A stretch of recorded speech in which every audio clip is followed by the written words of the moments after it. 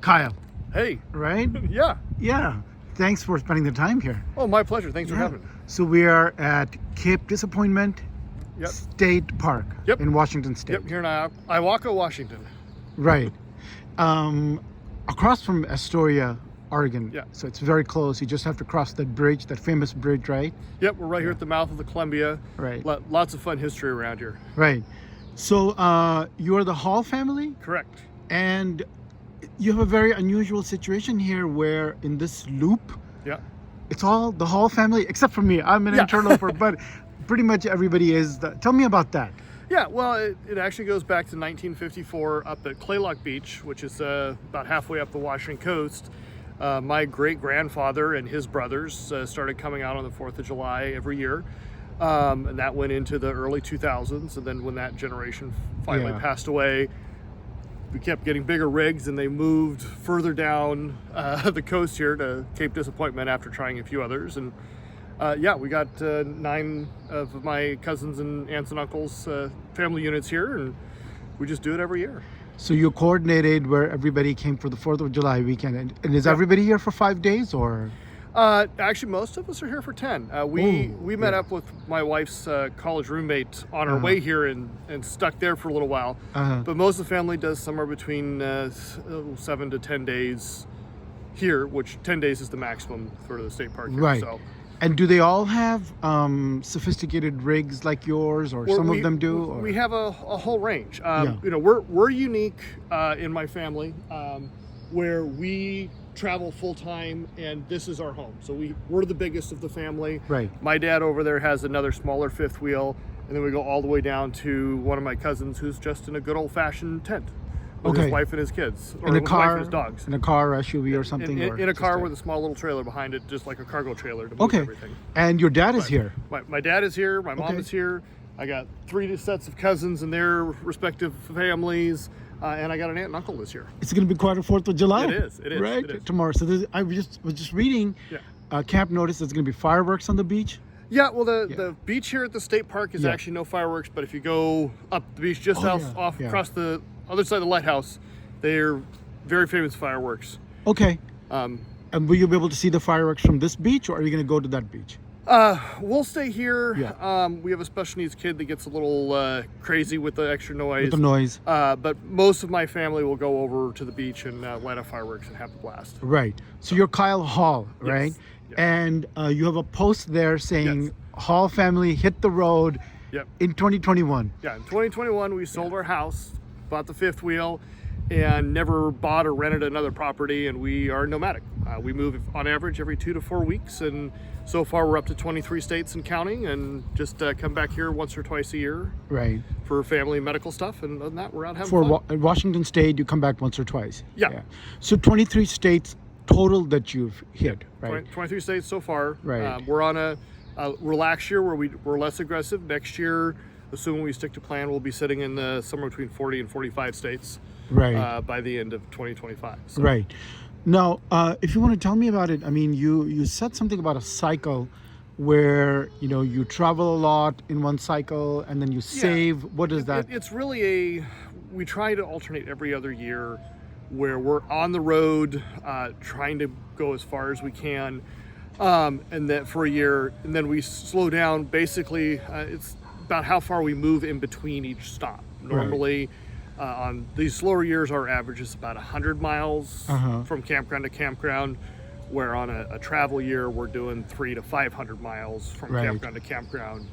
And then also there's other strategies that we use to minimize costs on the slower years. And what would those be, like, to minimize costs? We just take into account cost of living, groceries, diesel. Right.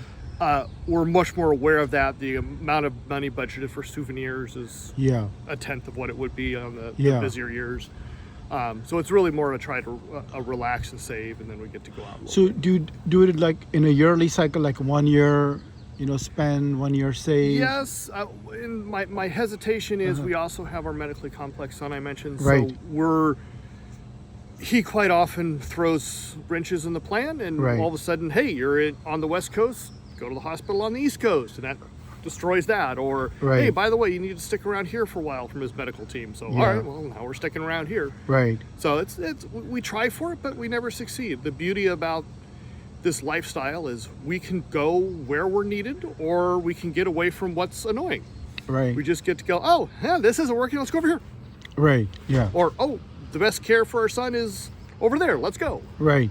Well, tell me, if you don't mind, a little bit about your son. Yeah, so he's 'cause this 5. is a restriction that's. Yeah, he's 5 years old. Uh-huh. He's got Down syndrome, and then he was born with a rare form of what's called esophageal atresia, which is fancy doctor talk for his esophagus was not connected to his stomach. Uh-huh. They actually relocated his stomach. It's up in his chest behind his heart and lungs. Wow. And he only has about 2.5 centimeters of esophagus in there today. Okay. But that creates, he's had some feeding tube hardware challenges over the years that have made him lose up to half of his calories. Yeah. He also, because of all of the work close to the lungs, and he had a fistula connecting the lungs and the esophagus, makes it so that he's hit very hard by any respiratory. He actually, about 50% of the time, goes inpatient at the hospital anytime he gets a severe cold or Yeah. RSV or something. And so because of that, that's what makes it so have to be very fluid Right. following him. in his And needs. you were saying that he is recently off the feeding tube, right? So. Yeah, so last year, with only about 3 or 4 weeks notice, they said, they being Seattle Children's, which is where his care is based out of, said, take him over to Boston Children's. And so we left, 4.5 or 5 weeks later, 27 days later, we showed up in Massachusetts, and they were able to adjust both his feeding tube and do some more surgical stuff with his esophagus, so that he's less dependent on his team here in Seattle. And we had a travel restriction for about a year where we had to stay within 8 hours of Seattle, and now that's no longer there. Right. We just get to go wherever we need. We're going back You to have Boston more freedom. next year Yeah. for a follow-up. So once a year you would go to Boston. Is that like a specialty? Well, they can handle this better than. It's Seattle. So for the esophageal atresia, when he was born in 2019, there were only 5 centers in the U.S. that have the ability and the training to do the corrective for that. Seattle being one of them. Boston is the forerunner that piloted this and has been doing it for 30, 40 years. And to quote his team at Seattle, they do 4 to 5 of these kids a year. Boston does 4 or 5 a week. Right. And since he has both the combination of Down syndrome and his rare form of esophageal atresia, Seattle said, all right, we've done all we can, go. Okay. Yeah. And so then we talked to Boston and we went. And they've done the surgery, so that's Yes. done, right? Yeah, he's that's done with that. done. Yeah. And the good news is, other than the Down syndrome, he'll grow out of that, most of this in another 5 or 10 years. So we'll just be dealing with the developmental side, Okay. mostly about, with 10 or so years down the road. Not the That's feeding. good. Yeah. Yeah, he'll That'll learn to eat be orally. easier. He's learning right now. Yeah. And then the feeding tubes go away, and Right. we'll just be dealing with whatever respiratory is left and the Down syndrome. Right. So he was about a year and a half old when you hit the road in 2021. Yeah. Not even 2 years old.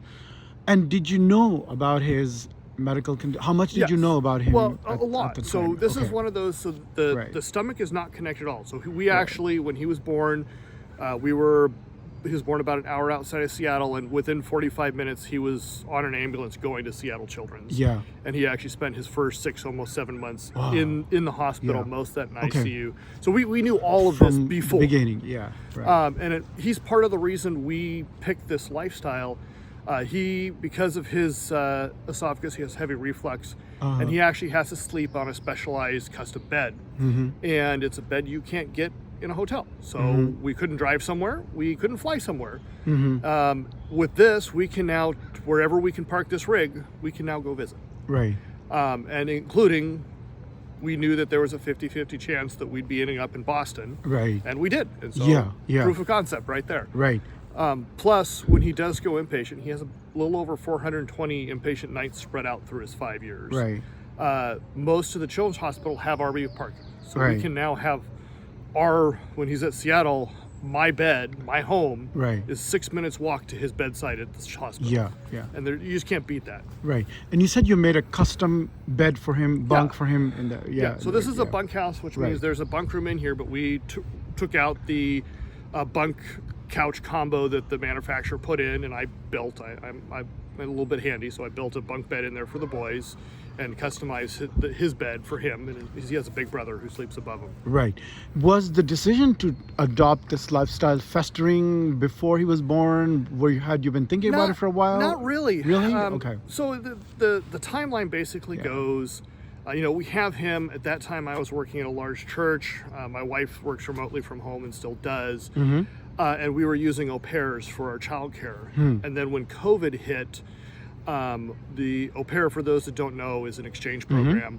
And the guys and gals, mostly gals, are highly limited on how long they can be in the States. And so the gal we had pre-COVID or during the initial COVID hit her maximum, and there was a travel ban not allowing her replacement to come. So my wife said, hey, you work for a nonprofit, you stay home, I'll do this.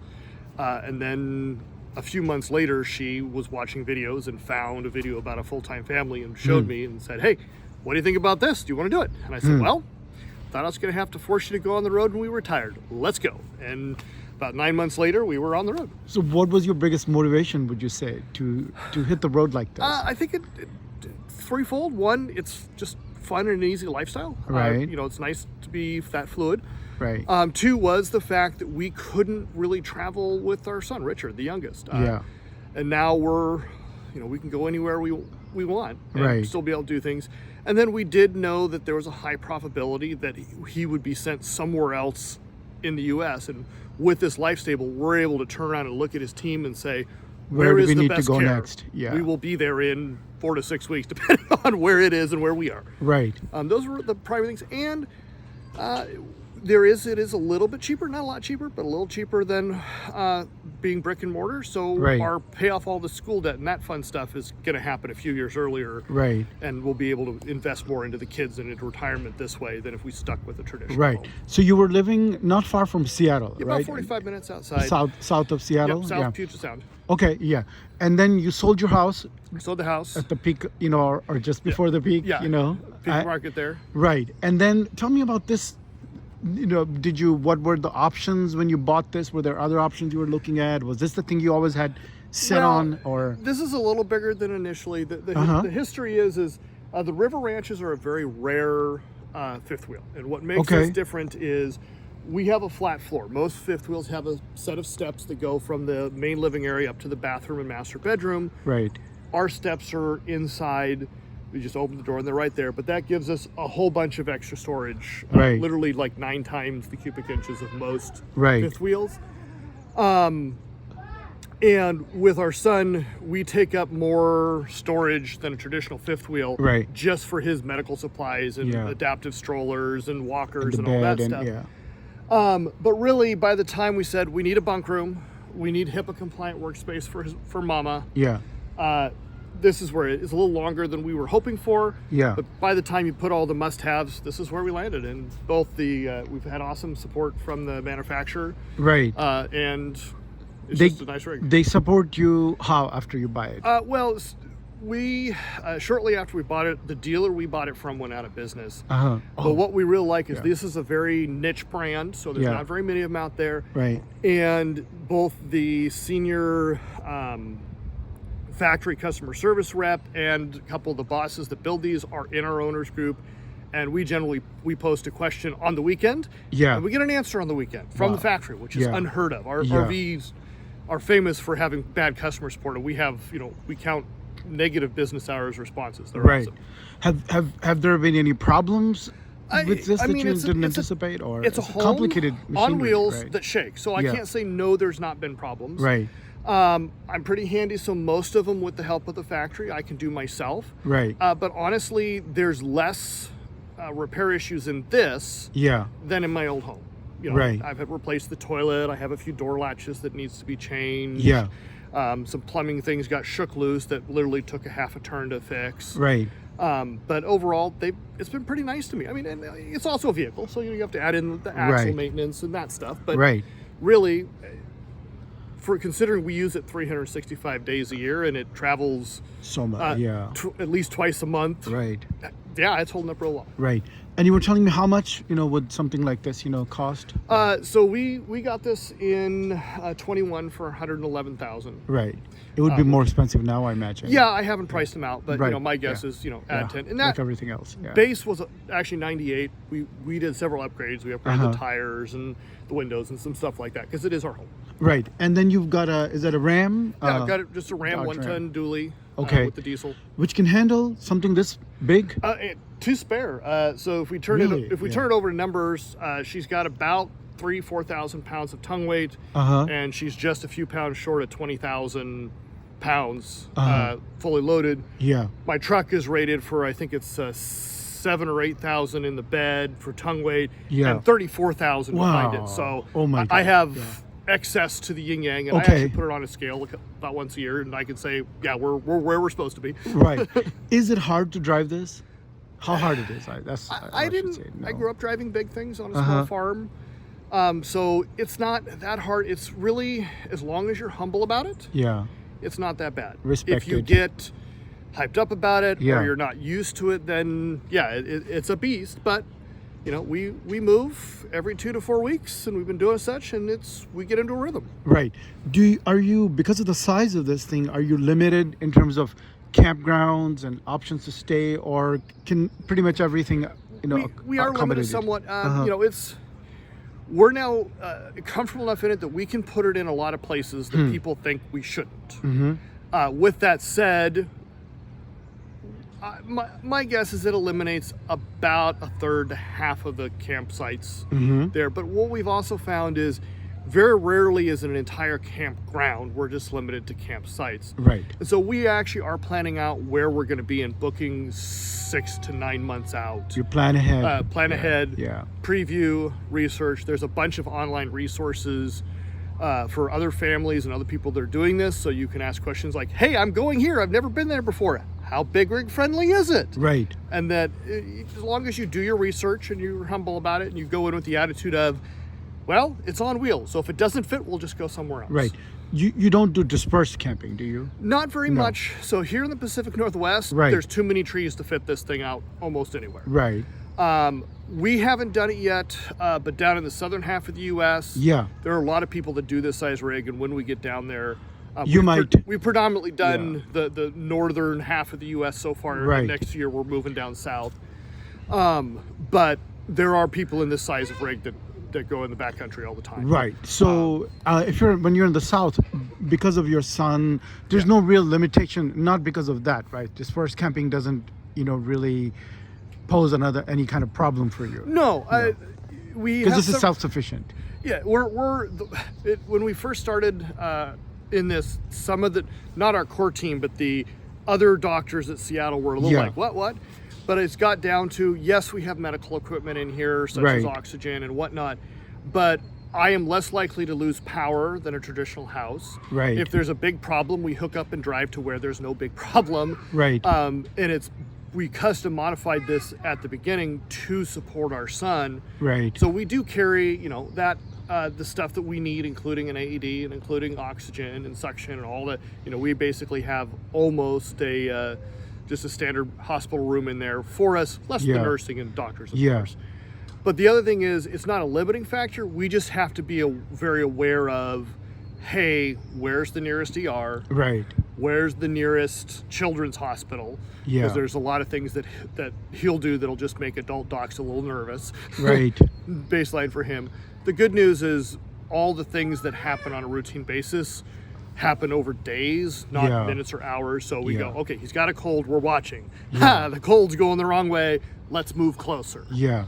Right. But not... You just have to be aware of, you can't be like in the middle of Nevada, for example, hundreds of miles away from anything, right? We actually could. We just have to know, and I have a mountain rescue background, so I sometimes call ahead to the local EMS systems and, hey, where are your resources? How long to here? Get the real deal. And just it's a matter of being aware and planning ahead and knowing that, okay, normally if I'm sitting in downtown Seattle or San Francisco or wherever, I can wait much longer to go seek help.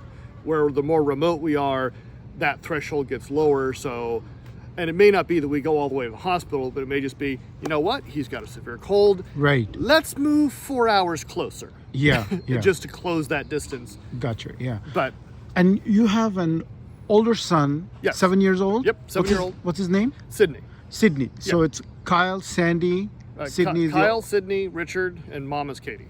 Okay. And so your older son is getting a very different kind of education? Yeah, we're On the road? homeschooling him. Well, Yeah. you know, I was homeschooled here in Washington State. Oh, really? The year the Yeah. law passed, so K through 12. Uh-huh. But for Sydney, we're on the road, and the big difference is he loves his schoolwork. Yeah. We actually have to tell him to stop Yeah. most of the time. Like, nope, go outside and play. Yeah. But it's a much more hands-on experience for him. So we adjust our curriculum based on where we are geographically and both the history of that area Right. and on the ecosystem and what's around it. And it's more about getting him excited and working the not as fun topics, math, into, hey, we're at Whalers. Let's talk about, here at Whalers National Park, let's talk about the whaling and, how many tons did they do each year, and let's figure this Right. out. And we just work all of the education into where we're at, and so Right. it stays high interest. And he's testing above grade level almost across the board. Right.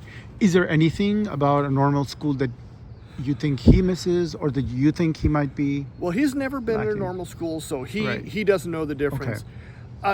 There's no negatives I think of. It's a Yeah. different type of socializing in the sense that he gets lots of social activity. He's an extrovert like dad, so Right. he talks to everybody.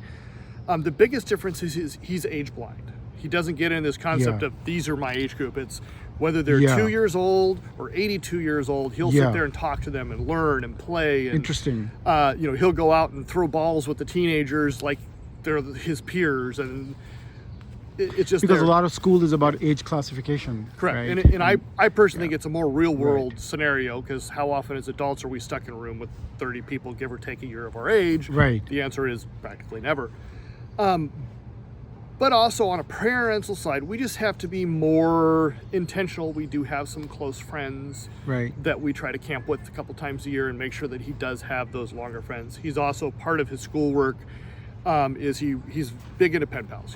He has several people that he interacts with on a multiple times a month, writing letters back and forth. And your wife works remotely? What kind of Yeah, work does she do? works remotely. She works in the health insurance world. Right. Due to HIPAA and stuff, I can't talk too much about it. Right. But she works for them. She worked remotely even before COVID. Right. So pretty much as long as I can provide her stable internet, Right. she can work. And you were saying that one of your expenses is the extremely reliable internet. Yeah, so Right. we're paying about Redundancy, twice yeah, what we yeah. were in our previous house. Right. But we actually we have Starlink and all three major carriers of AT&T, T-Mobile, and Verizon. So we have all four of them, and then I have a PepLink router that can bond those together. Uh-huh. And it's really, as we've traveled, on average, 1.5 or 2 work at any Right. given spot. Yeah. But it's pretty random between which of those two are. Yeah. And so we're able to provide, like where we're standing right now, only Starlink works because there's no cell coverage. We're surrounded by rocks. So, Right. But that's the biggest increased expense. But overall, our budget is less than it was in owning a home. About half, would you say? Or, Yeah, it's about half. Yeah. There's some incidentals like diesel and whatnot that have gone up some. Right. And the cost of living is really hurting my math quite a bit because it's been going up. The inflation, because of inflation. Yeah.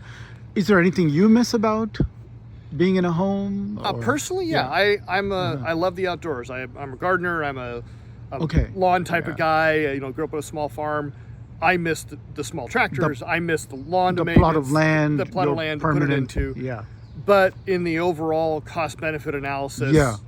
hands down, we were talking about this, and even when we had some notable changes, like we had a year where they said you have to stay within 8 hours of Seattle, and we had to erase our entire Yeah. year worth of plans on what Yeah. we're doing. We're still like, we aren't saying we're doing this forever, but Right. we don't have no plans to stop at this time. Right. And it's still let's do this. It's still exciting. Yeah. Oh, yeah. What's the biggest gain for you and your family over the 3 years of doing this, or 4 I would years? say mostly in the boys. What I Yeah. mean by that is they love life. They Yeah. love to learn. They're getting their hands on, dirty, all the stuff. Right. And it's just very, very free to be able to go, where do we want to go? Where do we want to be? We'll be there. Yeah. We're not tied down to a particular location. And if, we did this last year when there were storms, and we're in this here on the West Coast, we were on the East Coast. When the East Coast started having problems, we were already 3/4 way to the West Coast. And Right. it's like, literally, hey, what do we need to do? We'll do it. It's We don't have that, oh, we got to stay in this neighborhood. Right. The neighborhood's going south. The neighborhood's going well. We change to wherever is appropriate. where you want to be. Yeah. Is this a very American thing on the road? Just to start on a journey, not knowing where you're going. What is it? I can't say that much other than, if you go back over the last 200 or so years of our history here, Right. I think this is the modern version of the pioneers. And what I mean by Yes. that is 100 some odd years ago, depending on the family you're talking about, left the East Coast and came Right. west. And now we're not migrating in that same way to a new home, but this is the new trend of being able to get out there and be that explorer and Right. see the U.S. and make those decisions. And the fourth reason we did this, I didn't really talk about much, is to visit every state and eventually buy land somewhere Yeah. in the right for our family, and match the culture, match the Right. terrain, match the environment, match the allergies. How else can you do that unless you've seen all Exactly. the options, right? Exactly. And how else can you see them except in something like Yeah. this? Have you narrowed down to where you think you might want to buy the land, or Not are you really, because not my really? wife and I still she has her list that's over here, and mine's way over here. And Right. We have a See few where you that get converge. close to the middle, but Yeah. we also have only done 23 states. We got a Right. few to go. You got a few more to go. Yeah. More to go. So, Among those 23, if you had to pick one state where you think there's the greatest convergence between you and her, well, it's sort of, there's like this little, just the east of Yellowstone, Wyoming and Montana, and then also the West Coast. Both of our families have lots of extended family in the Western Washington, Western Oregon area. right, So there's a strong pull there. right, And then there's also a strong pull to a little more free lifestyle Right. Out there as well. yeah. And since you mentioned the pioneering, you said that your family homesteaded what in 1800 was it in Washington Well, or in the 1800s. 19th There's some century, debate in yeah. the family, but sometime between the late 1870s and the Yeah. early 1890s, my family homesteaded not far from Mount Rainier here in Washington State. And there's still hundreds and hundreds of us here in Western Washington. right? So You have a very long history in this long state. history. We actually 2 months ago went out and visited the homestead. They actually Oh, wow. homesteaded as part of the Homesteading Act back in the day. Yeah. And What happened to that land? out of the 80 acres, about 40 of it is actually still in the family. Still in the family? Yeah. My grandmother's baby brother, who's the last of his generation left, is on a 20-acre parcel, and his son is on a 20-acre parcel, and the middle 20-acre or 40 acres has been sold off. Right. When you decided to do this in 2021, the pandemic is 1+ years Yeah. going on, your son's issues, was there any pushback or reaction from friends, family? Like, what are you doing? Yes, is the short answer. Uh-huh. We were pretty lucky. My mom and dad actually, when my mom finally retired, because my dad retired long before my mom, Right. sold the small farm we grew up on and went in this lifestyle for 2 years. Oh, is that So right? so they, Yeah. as a retired couple, already had a good They had feel the for it. experience, yeah. And so us going into it, yes, we're a different dynamic where we're family with kids, Right. but still, It's not it was completely It unfamiliar. wasn't completely unfamiliar at Yeah. the family level. There are some friends Right. that think we're completely nuts. Right. And hey, when we owned a house, there were a lot of friends that thought we were completely nuts. So that's nothing new. You It's got a just home. a different. You got different a reason. home and put your son. What are you doing? Yeah, Yeah. you're home. But then also Right. we have friends that think we're nuts for homeschooling our kids, because we did homeschool before we hit the road. Right. Not a lot because they weren't quite school age yet, but the last year or two with the older brother. But there's people that think we're totally nuts, but also his medical team at first was very optimistic, but now they're like, go for it, and we're very supported. Right. Are there, aside from your son and his medical issues, are there difficulties in doing this that you didn't anticipate before you started? You're like, wow, this is more, The sole difficulty, not really. I mean, without going to, I have a mountain rescue background and a water rescue background, so I'm very used to going into the unexpected and have done that for a career for most of my life. And it's really from the get-go, we own that everything is different. Yeah. And so it's hard to say, hey, this is different, that's different. I really, I think what the biggest challenge for me personally was there is a lot more what I'll call vehicle side maintenance than I anticipated. Okay. Done. And I'm just talking about little things like I change my own oil, I do pack my own axles, and the frequency of that and the time to do that has seemed to be more than you I realized. anticipated. Yeah. And then it's just I did not realize the dance I'd have to do, and it's mostly with the son. I spend a lot of time educating and negotiating with durable medical equipment companies and medical supply companies, because it is a bit of a logistical challenge to have deliveries follow us across the U.S. Right. Of feeding supplies, wound care supplies, and whatnot. So that, and pharmacy stuff too, because you go from state to state and they all have little different rules. Right. Does your wife wish that if she were, even though it's remote work, even when she was at home, that it would be easier for her if she were at home, you know? I don't know. You'd have to ask her. We've not had that version of the conversation. Yeah. But I honestly don't think the traveling affects her work very much at all. She has, on her whole team is remote. She actually has less internet downtime than they do, because we have multiple redundancies where if you were at a traditional house, you would only have Comcast or Fight. You'd have one ISP where we have 4.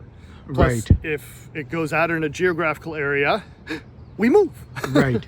So it's not much of a challenge, I don't think.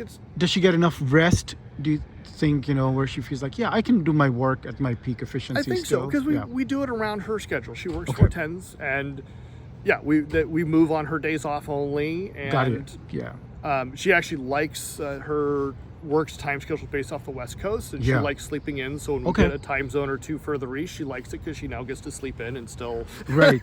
Yeah. So, but I don't think there's a large impact in there, but you'd have to ask her. You have a background in the shipping industry in Puget Sound, or no? No. My background is a combination of working for the government, mostly in the water rescue and parks and recreation world. Okay. And then I also have some emergency. You were management. made for this. Yeah. Emergency management, and I was volunteer search and rescue and that type of stuff. Yeah. For pretty much my whole life. So that's all very helpful. With what you're doing. And then my training, my college training, which I never finished a degree, but I've started several, is media technology, communications, IT type stuff. So the internet for my wife and that emergency communications stuff all worked very nicely getting into this lifestyle. That comes in very handy, right? You said that you did this out of choice. You made a choice, but then some families are doing it because of compulsion. They can't afford. Have you met on the road families like that? Have you had encounters with? It's really interesting on the road, and it really depends on the type of campground we're in. Right. To do yes, it. Exactly. But I would really put it in a 75% of the people we've met are split half and half between those that have chosen to do this, and those that, for economic consideration, half and half. You said. There's a third category in it, but so let's say about 75%. So, well, if we break it down a little bit, right? So about of that 75% block, there's those of us that have chosen to do this, right? There's half of that block that have done this because they've lost their home or some other consideration, and then the last little 15 or 20% or so are what I call interesting, and these are the demographic, like ladies who are fleeing households or fleeing domestic partners that are trying to go away, blend in, and they also don't have the economic they're economic also, but they're this interesting blend, and I really like being able to. It's mostly our kids blessing their kids, but it's really nice to be able to provide that little bit of help or fix their trailer for them as they fly by our lives. And that's a significant number of people? I don't know if I call it significant, but it's 15-20% of the people of the total of the full timers we've met. Really, that's a very large number. It is, but I also want to own. If we take the full time, they're 10 or 25% of the campers we meet on the road of the total, right? Of full-time RVers. So it's about 15% of the 10%. Right? Yeah, so it's mathematically a very small number. Right. But still, it's nice to be able to demonstrate and allow our kids to show how to serve and be a servant. Yeah. So by now you know the patterns, you know who those people are, right? Most of the pretty time. much, right? You can generally diagnose it. Right. It's actually surprising. most of the people in this lifestyle are very open, Yeah. and so you don't have to work very hard to get them to tell you their story. Sure. Yeah, they'll open up. Yeah, right. they'll open up You notice pretty that. easily. Yeah. One last thing. As you travel the country, Yeah. what have you discovered about the country culturally, socially, politically, demographically? What's going on in there's- your head for 3 or 4 years? Well, the variant is the best way to describe it. It's the patchwork quilt. There is no absolutes.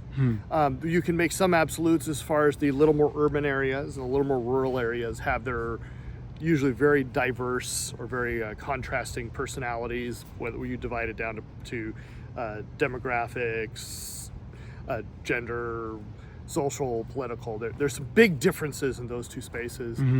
But outside of that, here in America, and it's shown very through, is everybody comes from somewhere and their own unique little group, whether it was 1 year ago, 100 years ago, or in the case of one side of my family, 300 years ago, and then melded together. And so there's no two places that are the same, is my first thing. And it's just this nice little mosaic spread across the U.S. that intermingle and change over time. Right. That's a nice way to put it. Yeah. Where do you enjoy being most? Small towns, rural areas, cities? Has your Small view? towns on the coast. Small towns on the coast, doesn't like the really matter Oregon whether coast, it's for west or example, east. Washington or East Coast small towns. We loved Maine. We love Washington, Oregon. Haven't done a lot in California yet, but Right. there's it's still the more rural the feeling is, and then if it's on the coast, it's a bigger benefit. Small towns, not big cities. Yeah, small town America. Small Whether it's town in on the coast. Wyoming. Ideal. Yeah, coast bonus points on the coast. Ideal. Yeah. What is it about small towns on the coast? Their people are friendly. Yeah. That's really the bottom Is line. it the ocean? Is it the water that makes people? Yeah. Affects people's sensibility. The coast is that, and it's also, they're generally a little more laid back. Right. And honestly, the weather's a little more less extreme in those areas. Right. In central U.S. small towns, they're still just as friendly and laid back, but they usually have more extreme weather. Right. And they sometimes get a little more opinionated in the central U.S. is Right. in my experience. That's right. Yeah. Now there was a website mentioned on your. Was it the full? Was it family? Well, it's just Hall and then the word bears, like the furry Hall things. Bears. That's your hallbears.com. website. Do you Yeah. update it or do you? We find update it stuff when we there? can. Okay. Yeah. So I try to do it Yeah. every time we move from campsite to campsite. Okay. But with the medical stuff, I sometimes With your don't get there. experiences, what happened at a particular it's- campground or? We really started the website even before we went on the road a little bit. When we started with Richard, our youngest, Right.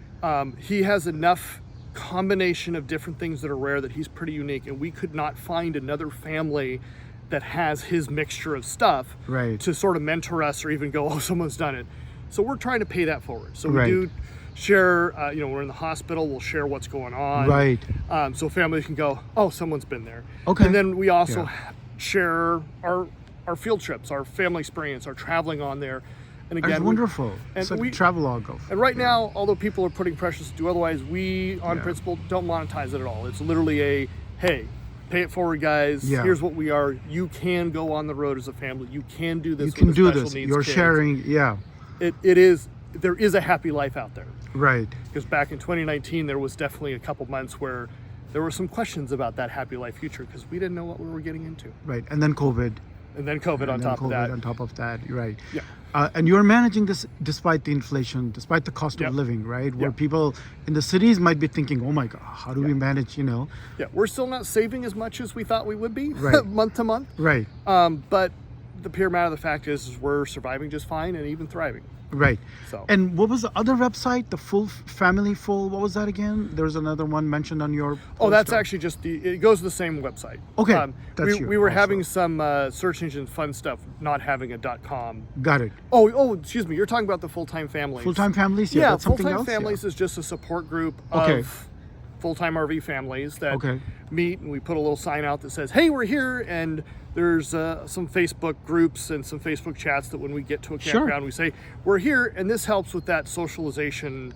You were asking earlier And about describe the place, what it's like, what know, it's is like. it a good Hey, option? is Yeah. it can you fit the big rigs in here? Or there's not a lot of them here in the state park, but one of the next place we're going to down in Seaside, there's a bunch of families there, and they're like, hey, my place for fire tonight. All right, we're going to the pool at 3. And it's really how to get that socialization, Right. and meet up with each other intentionally down the road for the kids. You know, you asked about the school and the difference. Right.